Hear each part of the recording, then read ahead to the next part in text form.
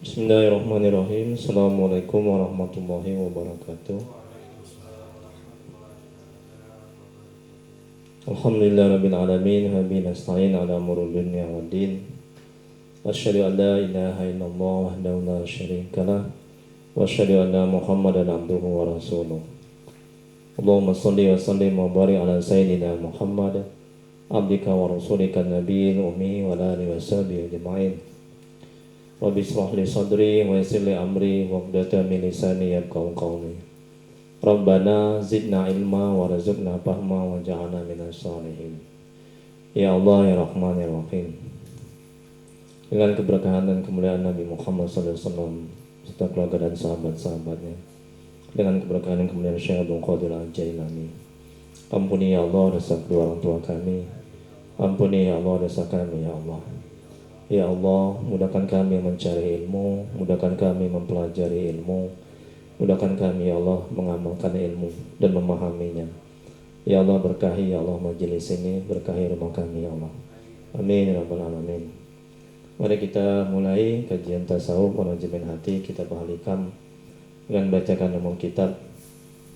Adapun pahalanya kita hadiahkan untuk Nabi Muhammad SAW, serta keluarga dan sahabat-sahabatnya, kemudian untuk para tabi'in, tabi'ut tabi'in, para untuk Syekh Abdul Qadir Al-Jailani, untuk Syekh Imam Ibnu Athaillah As-Sakandari, untuk guru-guru kita, kedua orang tua kita, serta untuk kaum muslimin dan muslimat pada umumnya. Al-Fatihah. A'udzu billahi minasy syaithanir rajim. Bismillahirrahmanirrahim. Alhamdulillahi rabbil alamin. Ar-Rahmanir Rahim. Maliki yaumiddin.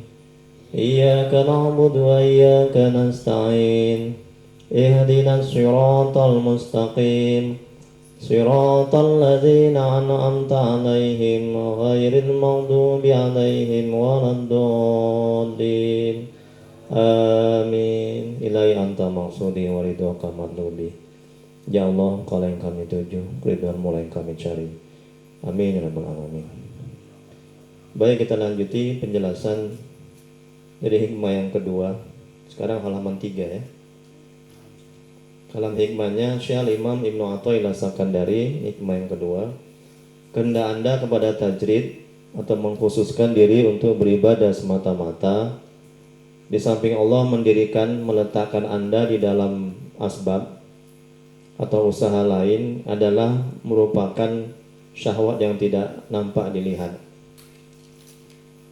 Jadi ketika Allah sudah mentakdirkan kita, ya, ini saya ulang sedikit ya, sudah menempatkan kita di kedudukan di makom asbab, ya. Makom asbab itu makom atau kedudukan di mana samping kita bekerja untuk memenuhi kebutuhan hidup kita, juga kita beribadah. Kemudian ciri-ciri Allah mendudukkan kita di maqam asbab, di kedudukan asbab, itu hati kita tenang. Kemudian kita nggak tamak, nggak rakus. Apa yang ada di tangan orang, di tangan makhluk. Kemudian kita bisa beramal ma'ruf nahi mungkar, kita bisa ngajak kebaikan. Nah, jadi kalau Allah sudah menempatkan kita di maqam asbab, ya, tetap aja di situ. Jangan kita pindah ke maqam tajrid. Kalau kita pindah ke maqam tajrid, ke kedudukan tajrid, itu namanya nafsu. Nafsu itu, maqam tajrid itu maqam di mana yang sudah tinggi kedudukannya. Dia tidak bekerja lagi. Kalaupun dia bekerja, hanya semata-mata ibadah, ya, hanya semata-mata menjalankan perintah Allah. Karena bekerja itu perintah Allah, itu ibadah. Nah itu.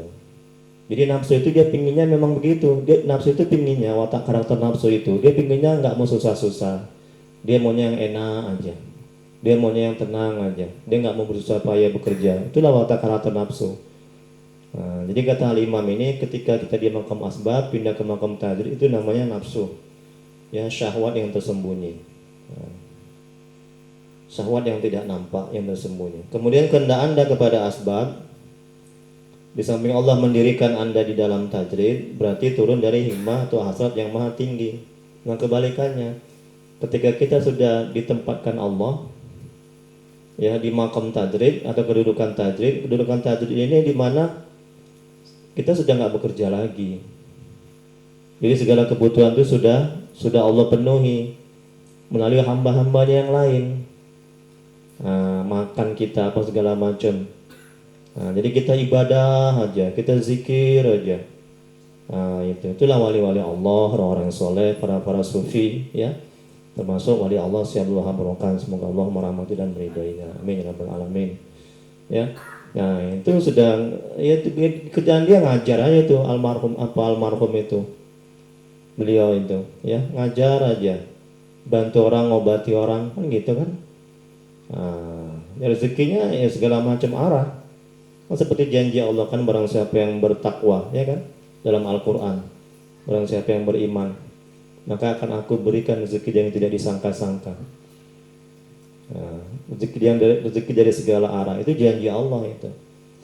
Nah itu ya, itu dia sekelumit tentang hikmah yang kedua. Sekarang kita lihat penjelasannya yang halaman 3. Jadi buka semua. Syekh Imam Ibnu Athaillah Sakandari, semoga Allah merahmati dan meridainya, berkata, ada kan? Nah, ya. Aku datang kepada Syekh Al-Imam Abbas Al-Mursi, Abu Abbas Al-Mursi itu ya, kurang abunya ya. Abu Abbas Al-Mursi ini gurunya ini.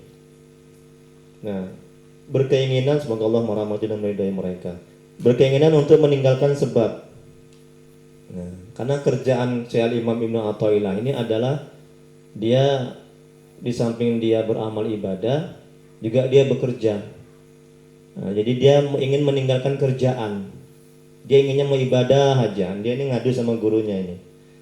Nah, aku berkata dalam batin tanpa mengucapkan secara lisan, ya, sungguh sulit bagiku untuk sampai kepada Allah dengan keadaan seperti ini, karena aku disibukkan oleh ilmu lahir dan selalu berinteraksi dengan manusia lain. Nah, kerjaan Syekh Al-Imam ini adalah mengajar ilmu zohir seperti fikih, hadis, tafsir. Ini termasuk juga ulama tafsir, ulama hadis ini. Syekh Imam Ibnu Athaillah, dia ilmunya ini banyak ini. Ya, ulama besar ini, Syekh Imam Ibnu Athaillah ini. Ulama dunia ini. Nah, itu. Jadi begitu dalam hatinya, ya. Jadi dia pinginnya udahlah nggak usah ngajar aja lah, nggak usah kerja lagi lah. Udah, dia maunya ibadah aja, udah zikir aja begitu. Nah, dia mau dikedudukan di makom tajrid. Kemudian tiba-tiba saya bercerita kepadaku, nah ini gurunya, ada seseorang telah menyertaiku, ia sibuk dengan ilmu-ilmu lahir. Masya Allah, tengok kan, inilah tingginya batin ini, bisa menerawang ini kan, gurunya ini, Syekh Abul Abbas Al-Mursi ini. Padahal Syekh Imam Ibnu Athaillah belum cerita ini sama gurunya nih. Nah, tapi dia bilang nih, coba, ada seorang telah menyertaiku, ia sibuk dengan ilmu-ilmu lahir dan telah menjadi tokoh besar nih Syekh Imam Ibnu Athaillah ini. Nah, bukan hanya tokoh di Mesir, Iskandaria, ya, tapi tokoh dunia ini. Nah, menjadi tokoh, bahkan telah merasakan sesuatu melalui jalan tersebut, yaitu ilmu-ilmu lahir. Lalu ia datang karena merasa tidak puas dan berkata kepadaku, wahai Tuhan, keluarkanlah aku dari apa yang aku pegang, dan aku akan senantiasa menyertaimu. Masya Allah, tengok kan, ya Allah. Jadi dia mau berhenti aja, udah ngajar ilmu johir, ilmu lahir seperti fikih, hadis, tafsir. Dia mau berhenti aja, dan dia mau berhenti bekerja yang lainnya. Dia hanya fokus, hanya ibadah aja. Dia mau fokus hanya mengabdi sama gurunya aja, mau zikir aja dia begitu, ya, mau ta'abud, nah, mau ibadah aja. Kemudian berikutnya, tetapi aku katakan kepadanya, kata Syekh Abul Abbas Al-Mursi ini gurunya, itu tidak jadi soal, tetapi tetaplah pada apa yang engkau pegang dan pada ketentuan yang telah ditetapkan Allah untukmu. Masya Allah. Tengok kan apa kata gurunya kan. Nasihati Syekh Imam Ibnu Athaillah Sakandari. Udah, kamu jangan pindah ke makam tajrid. Udah istiqomah aja kamu mengajar fikih, hadis, tafsir. Nah, itu gitu katanya. Ya, udah bekerja aja. Jangan kamu meninggalkan semua itu. Nah, jadi karena hal itu akan menyampaikanmu kepada Allah. Tengok kan. Nah, itu. Jadi tetap aja dia mengajar ilmu-ilmu lahir seperti ilmu fikih, hadis, tafsir yang lainnya. Ya, tetap aja mengajar, nanti akan Allah pindahkan buah dari keistiqomahan dia, buah dari keikhlasan dia, buah dari kebagusan dia dalam beribadah kepada Allah. Nanti Allah akan pindahkan. Ini kata Syekh Abdul Abbas Al-Mursi. Ya. Kemudian berikutnya, saya melanjutkan sambil memandangku. Begitulah keadaan siddiqin, orang-orang yang mendapat petunjuk. Mereka tidak akan keluar dari sesuatu sehingga Allah mengatur rencana untuk mengeluarkan mereka. Lalu aku meninggalkannya, dan sungguh Allah telah menghilangkan masalah dalam hatiku, dan aku menjadi tenang serta pasrah pada Allah. Tengok kan. Nah, jadi hatinya udah gak gundah gulana lagi, hati Syekh Imam Ibnu Athaillah. Dia sekarang sudah pasrah kepada Allah. Nah, dia sekarang udah istiqomah aja menjalankan, mengajar dia, ya, bekerja dia. Nah, itu. Jadi kayak kita ini, ya, jangan kita coba pindah ke makam tajrid. Artinya jangan kita sama sekali tidak bekerja. Ya, mau hanya ibadah saja, zikir saja, ya. Nah, karena kalau kita inginkan begitu, itu namanya nafsu, ya, syahwat yang tersembunyi, dan itu tidak baik nanti jadinya. Dan kita bisa menjadi buruk sangka, putus asa, ya, bisa menjadi berhenti beramal ibadah. Karena apa? Karena niat kita sedang nggak baik. Biar Allah yang mengeluarkan, jangan kita yang mengeluarkan. Kalau kita yang mengeluarkan dengan keinginan kita, nanti hasilnya tidak baik, tidak bagus. Nah, ya. Jadi biar Allah yang mengeluarkan, memindahkan kita dari makam asbab, ya, ke makam tajrid, ya. Jangan kita pindah sendiri. Kalau kita yang pindah sendiri, nanti hasilnya tidak baik. Ini seperti Syekh Imam Ibnu Athaillah Sakandari. Coba sekarang tengok kan, dia sudah menjadi ulama dunia, ya. Ulama ilmu lahir dan ilmu batin, ya kan? Nah, dan dia sudah dimudahkan rezekinya, dia sudah nggak susah lagi dia mencari rezeki, tapi rezeki yang datang kepadanya. Nah, itu. Jadi di akhir-akhir hidupnya seperti itu dia. Menurut keterangan kitab itu, ya, udah nggak sibuk lagi dia bekerja. Jadi Allah mindahkan dia. Nah, dari kedudukan asbab ke kedudukan tajrid, ya. Nah, itu. Kemudian berikutnya Syekh Imam Ibnu Athaillah Sakandari, semoga Allah merahmati dan meridainya, dia mengatakan jangan bertajrid atau meninggalkan perkara duniawi untuk beribadah semata-mata saat kamu kuat, ya, sampai kekuatan itu berlalu. Tengok nih kan. Jadi ketika nafsu kita ingin kuat, ya, nafsu kita kuat, ingin bertajrid, ingin meninggalkan pekerjaan, ya, nah, hanya ingin beribadah semata-mata aja, udah, nah, itu jangan kita lakukan, ya, karena kalau kita lakukan nanti akibatnya buruk, ya, sampai kekuatan itu berlalu. Nah, sampai nafsu itu tidak menginginkan lagi. Saya pernah nanya itu sama guru saya, semoga Allah merahmati dan meridainya, almarhum Ustadz Dr. Lahmudin Nasution. Itu guru senior di Winsu. Itu salah satu, banyak guru tasawuf saya, itu salah satu itu. Saya ngaji dulu di Darussalam, di rumah Profesor Dr. Aslim Siotang, ya. Saya kalau ngaji selalu dekat sama dia itu, ngaji tasawuf itu. Setiap Selasa malam Rabu itu. Terus saya pernah nanya, Ustadz, apa bedanya bisikan ajakan nafsu dengan bisikan ajakan setan?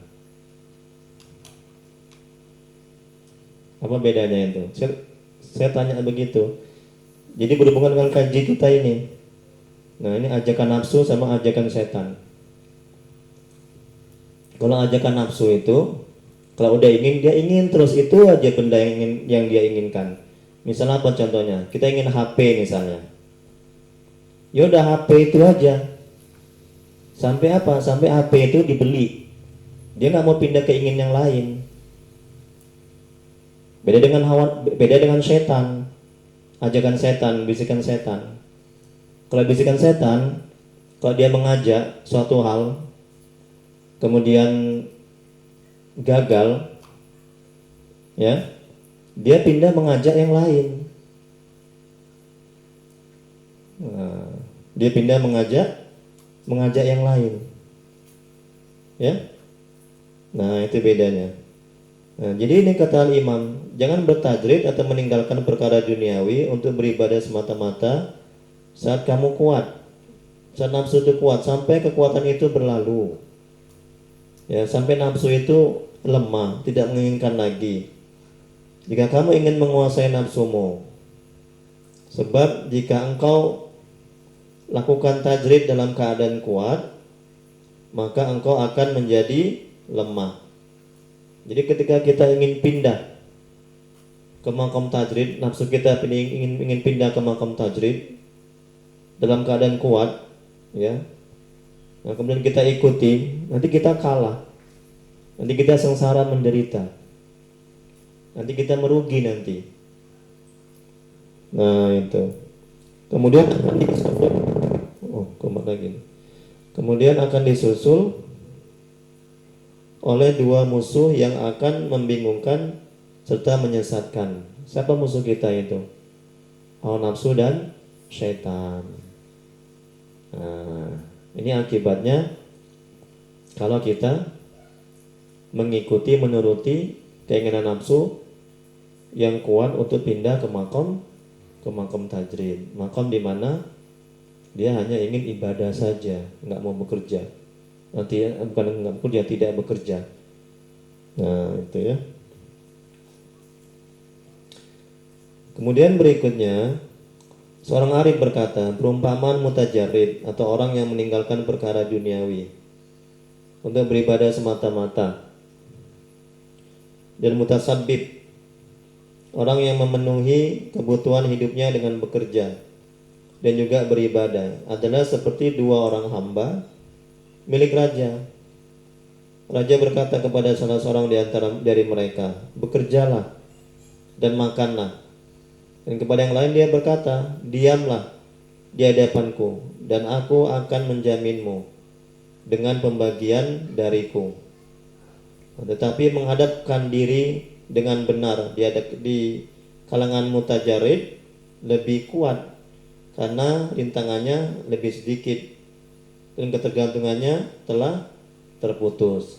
Nah, ini diumpamakan orang-orang yang makam tajrid dan makam asbab, ya.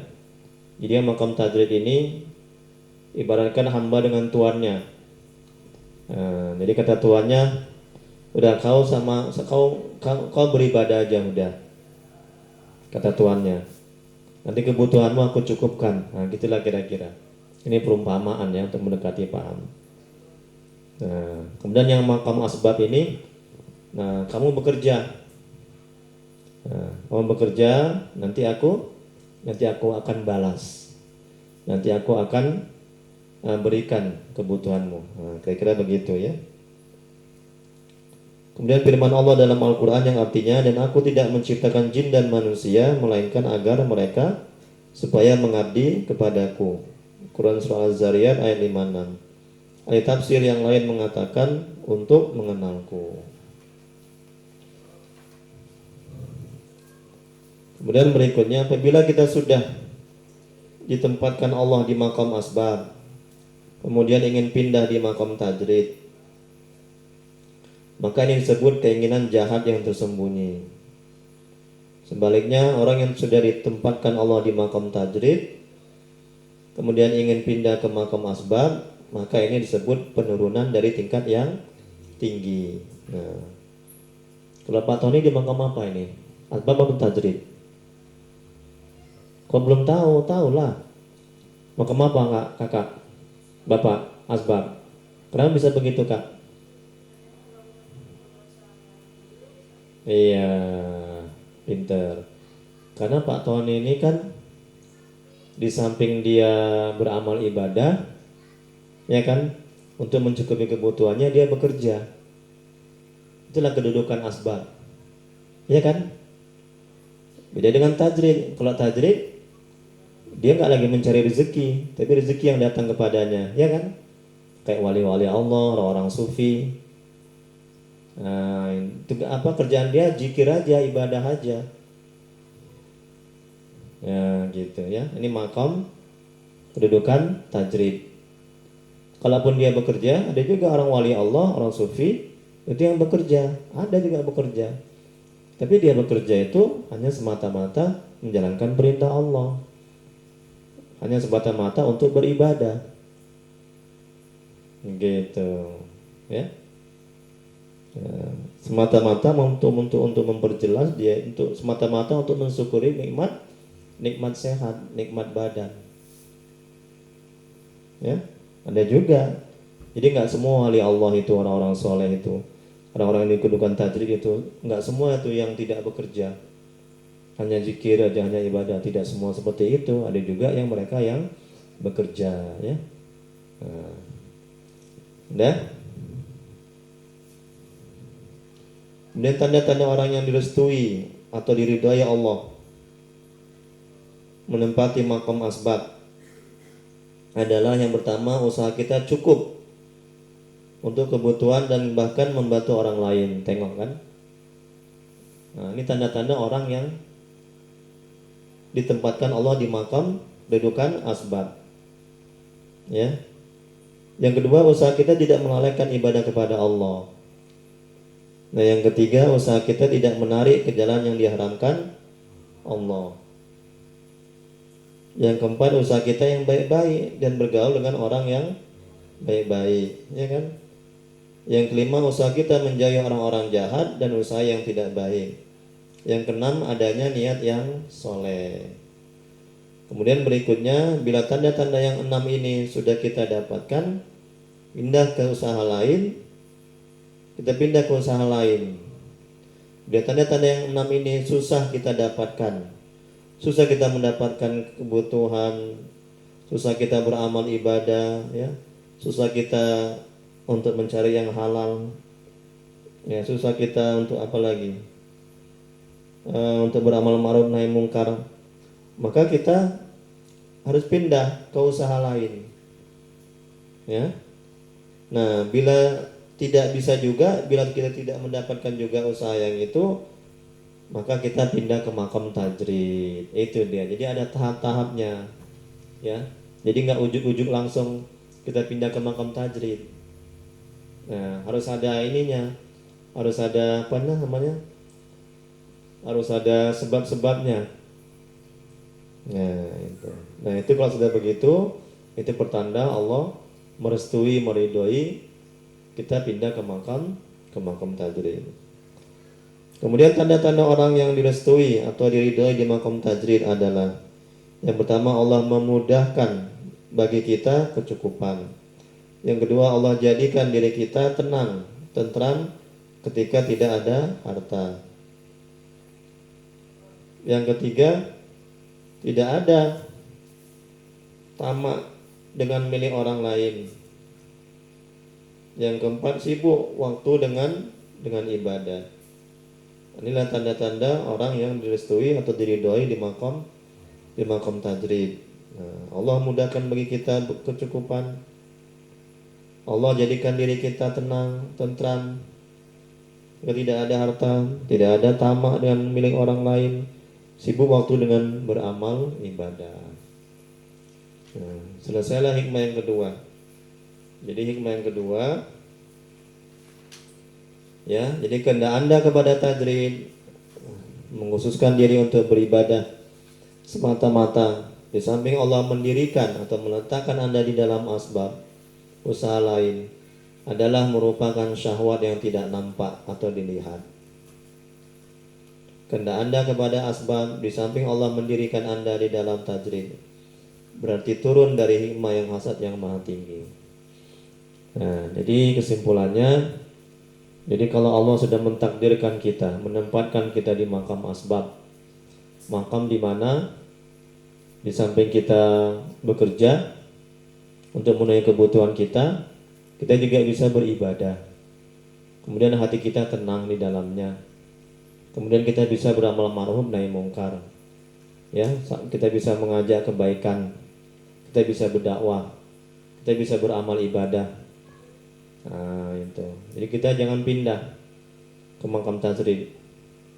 Nah, jadi kalau misalnya kita pindah ke makam tajrid itu namanya syahwat yang tersembunyi, itu namanya nafsu. Karena nafsu menginginkan ketenangan. Sebaliknya, kehendak Anda untuk pindah ke makam asbab, padahal Allah sudah menempatkan Anda di makam tajrid, ya, makam tajrid, makam atau kedudukan di mana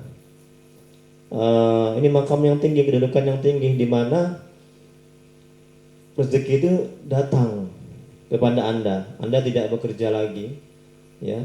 Makam tajrid itu Anda hanya melulu beramal ibadah. Kalaupun Anda bekerja, kerja Anda itu hanya sebatas untuk menjalankan perintah Allah. Ya, hanya sebagai menjalankan perintah Allah, hanya sebagai ibadah. Nah, jadi kalau Allah sudah menempatkan Anda kedudukan makam tajrid, maka jangan pindah ke makam kedudukan asbab, ya, karena itu merupakan penurunan dari nilai yang tinggi atau cita-cita yang mulia yang tinggi. Ya, wallahu a'lam. Hanya Allah yang maha mengetahui. Ada pertanyaan hikmah yang kedua ini? Ada tanya?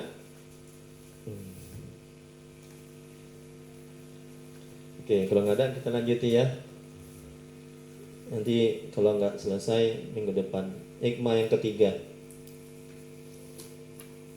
saya kasih dulu.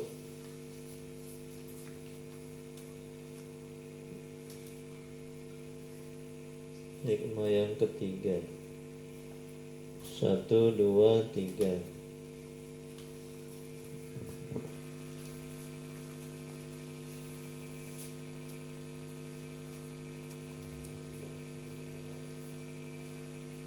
Ini dua aja lah fungsinya ini ya.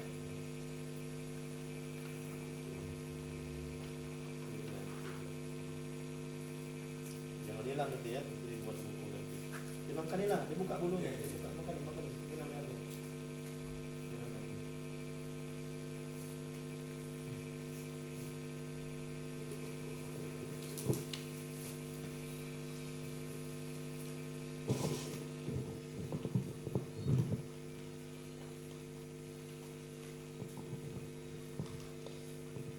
Oke, termasuk hikmah yang ketiga, Syekh Imam Ibnu Athaillah Sakandari, semoga Allah merahmati dan meridhoinya. Amin ya rabbal alamin. Beliau mengatakan, himmah atau keinginan yang kuat tidak dapat menembus dinding takdir. Itu dia hikmahnya ya. Penjelasannya, bila tekad yang kuat saja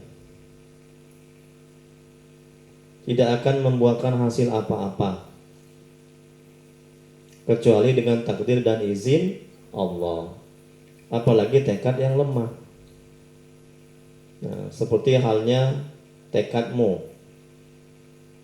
Nah, hikmah ini bertujuan untuk mendinginkan api ketamakan yang menyala-nyala dalam hatimu, yang selalu yakin bahwa segala sesuatu itu bergantung pada usahamu sendiri dan pasti berhasil. Nah, ini ya. Jadi kalam hikmah ini menjelaskan kepada kita, mengajari kepada kita, memberitahu kepada kita bahwa keinginan kita yang kuat, ya, usaha kita yang maksimal itu tidak bisa menembus dinding takdir Allah. Artinya betapapun kuat usaha kita, cita-cita kita, keinginan kita, tetap di situ ada ketentuan Allah. Ya. Jadi jangan beranggapan kita sudah usaha keras, cita-cita kita kuat, keinginan kita kuat, jangan beranggapan juga langsung bisa tercapai, terkabul. Paham itu ya? Nah itu. Kuat pun usaha kita, tekad kita, cita-cita kita, kalau Allah tidak mentakdirkan berhasil, kan nggak berhasil. Betul kan? Kalau Allah nggak menghendaki, kan tidak terjadi. Betul kan? Nah, jadi segala sesuatunya mesti kita kaitkan ke Allah. Ingat ada takdir Allah, ingat ada ketentuan Allah yang mesti kita imani. Ya, ketentuan baik dan buruk itu dari Allah. Kalau kita sadar akan hal ini, kita nggak akan kecewa dan putus asa dan buruk sangka ketika apa yang kita usahakan, apa yang kita cita-citakan itu belum berhasil. Karena ingat di ujungnya itu ada ketentuan Allah. Kita harus siap menerima hasil sebaliknya, ya kan? Kita harus siap menerima hasil yang di luar keinginan kita. Misalnya kita ingin apa misalnya? Misalnya kita ingin mobil, ya kan? Kita berusaha keras, mati-matian, itu keinginan kita yang kuat, cita-cita yang kuat. Nah, kita sudah berminggu-minggu bahkan berbulan-bulan mengusahakan mobil itu, misalnya nih kan. Nah, kemudian tidak terjadi atau tidak berhasil atau belum berhasil mendapatkannya. Nah, kita harus sadar di situ berlaku ketentuan Allah. Ya. Nah, itu. Jadi kalau kita paham akan hal itu, kita tidak akan kecewa. Kita tidak akan putus asa. Kita nggak akan buruk sangka, kita nggak akan stres. Ya. Nah, harus diinikan tuh. Harus diamalkan. Apapun yang terjadi, ketentuan yang tidak kita inginkan. Apalagi contohnya misalnya istri, nah, suami sudah mendidik istri semaksimal mungkin, sebaik mungkin, ya kan? Sudah sekuat tenaga, kemampuan kita, atau akal pikiran kita sudah kita usahakan, kita maksimalkan. Akhirnya dia tidak bersama kita, betul kan? Itu kan ketentuan Allah itu. Apa ada yang terjadi di bumi ini yang tidak ketentuan Allah, di luar ketentuan Allah? Ada Pak Tony? Mana ada, ya kan? Semua ada ketentuan Allah, takdir Allah. Nah, apa ada yang kebetulan? Mana ada yang kebetulan di dunia ini? Ya kan? Ya, semua sudah takdir Allah, ketentuan Allah. Nah, gitu, ya. Jadi kalau kita paham akan hal ini, kita tidak akan kecewa. Kita tidak akan putus asa. Kita tidak akan berhenti beramal ibadah.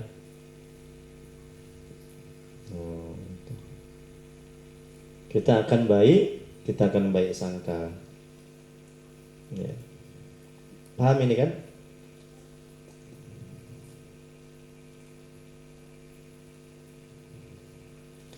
Kemudian berikutnya, betapapun tinggi hikmah atau keinginan kita dalam berikhtiar, dalam usaha untuk mencapai tujuan dan cita-cita, namun tidak akan dapat menembus ketentuan qadar Allah.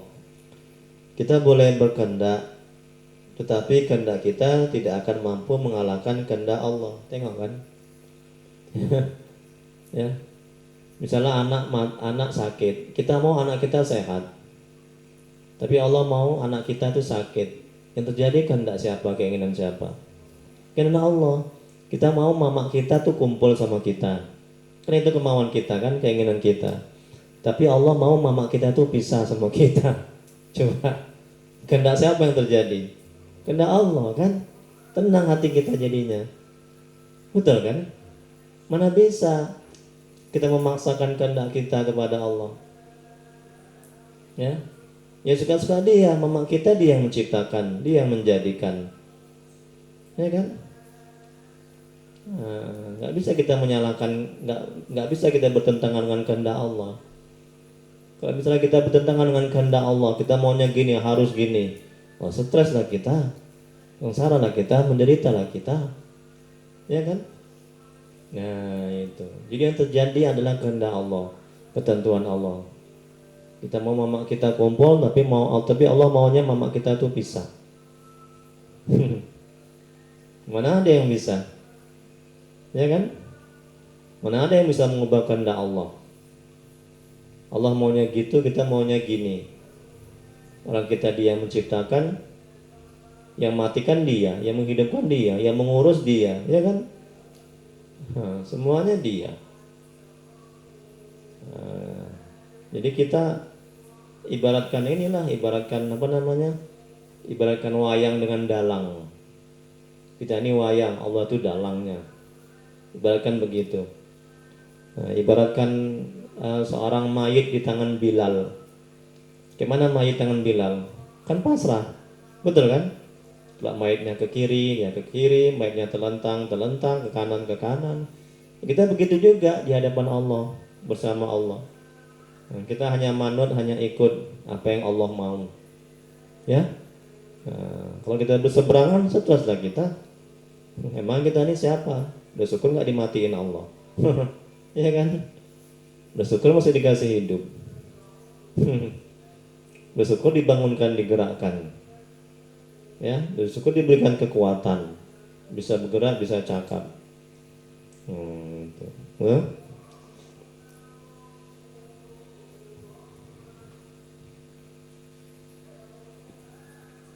Jadi tadi, betapapun tinggi himma keinginan kita dalam berikhtiar untuk mencapai tujuan dan cita-cita, namun tidak akan dapat menembus ketentuan atau qadar Allah.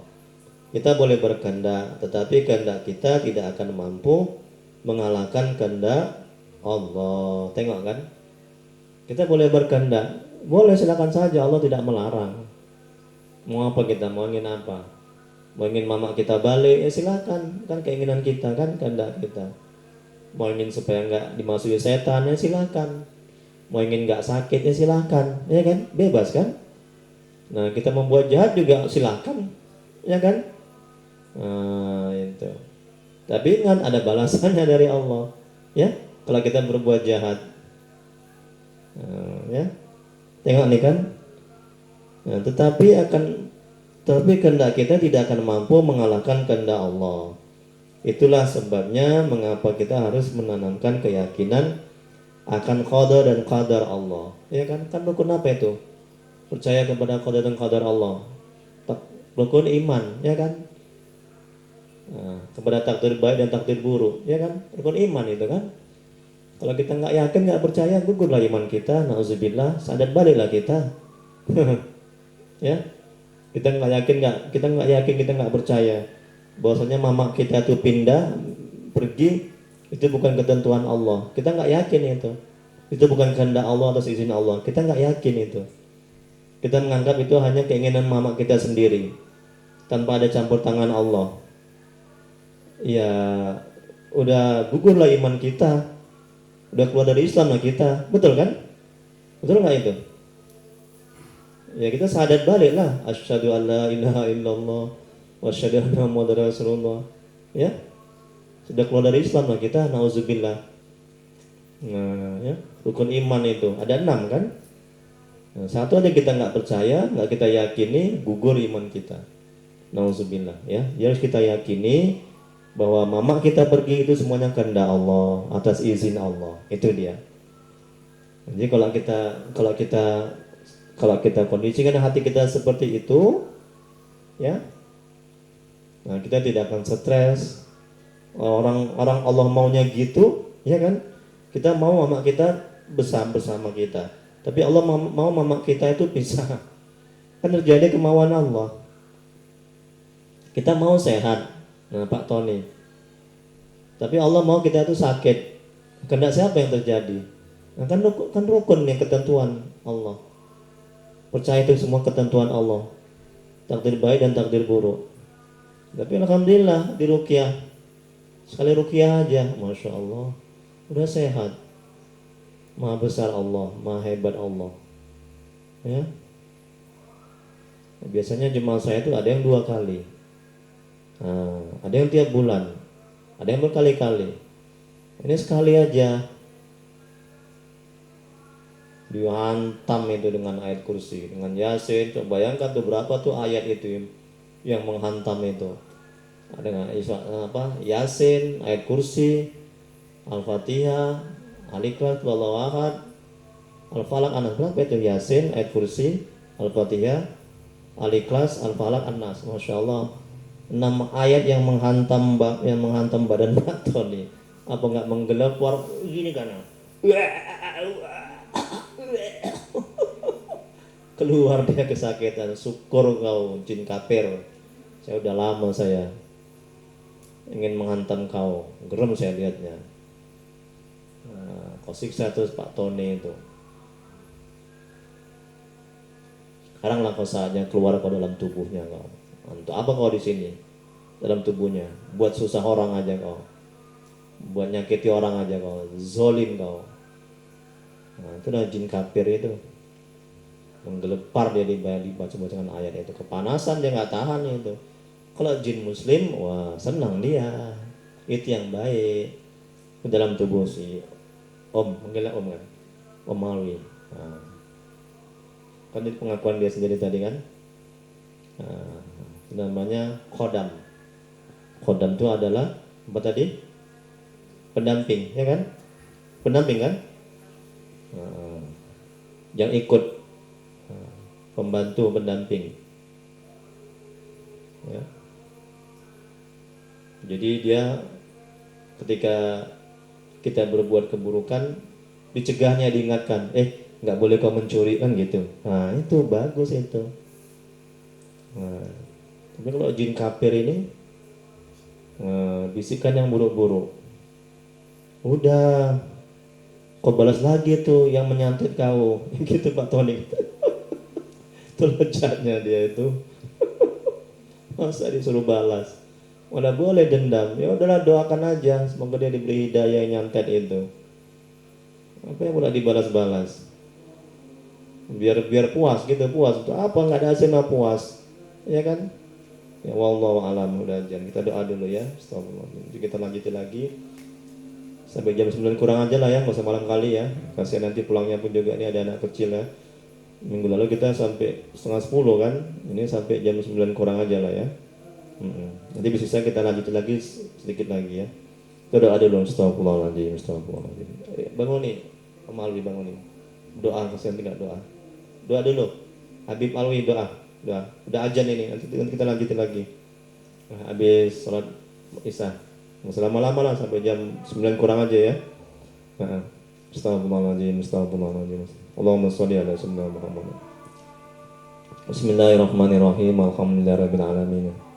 Hamdan fi ni'amahu wa yakfi mazida. Ya Rabbana lakal hamdu kama yanbaghi li jalali wajhika wa 'azimi sultani. Allahumma shalli ala sayyidina Muhammad wa ala ali sayyidina Muhammad. Ya Allah ya Rahmanir Rahim, dengan keberkahan dan kemuliaan Nabi Muhammad sallallahu alaihi wasallam terpakai dari sahabat-sahabatnya, dengan keberkahan kemuliaan Syekh Abdul Qadir Al-Jailani. Ampuni ya Allah dosa kedua orang tua kami, ampuni dosa orang tua kami yang telah mendahului kami. Jauhkan mereka dari siksa kuburmu, jadikan kuburan mereka taman tanah surgamu. Tempatkan mereka di surgamu sebaiknya surga ya Allah.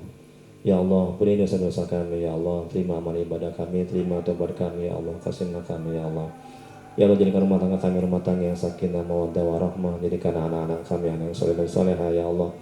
Jauhkan kami dari musibah dan bala bencana. Jauhkan kami dari perbuatan syaitan, jin dan orang-orang yang berniat jahat kepada kami ya Rabb. Ya Allah, tuntun hati kami agar bisa istiqomah di jalan-Mu ya Allah. Mudahkan kami untuk bisa taat kepada-Mu ya Allah. Kuatkan iman kami untuk tidak buat maksiat kepada-Mu ya Rabb. Rabbana atina fid dunya hasanah wa fil akhirati hasanah wa qina adzabannar. Sallallahu alaihi sayyidina Muhammad wa ala alihi washabihi wasallam. Subhana rabbika rabbil izzati amma yasifun. Wa salamun alal mursalin walhamdulillahi rabbil alamin. Allahumma shalli ala sayyidina Muhammad. Taqabbalallahu minkum. Assalamualaikum warahmatullahi wabarakatuh. Ya, nanti kita lanjut lagi ya, sedikit lagi ya. Sampai jam 9 kurang ya. Udah yang ketiga sekarang, ya. Tapi baru mulai kok, baru dua baris.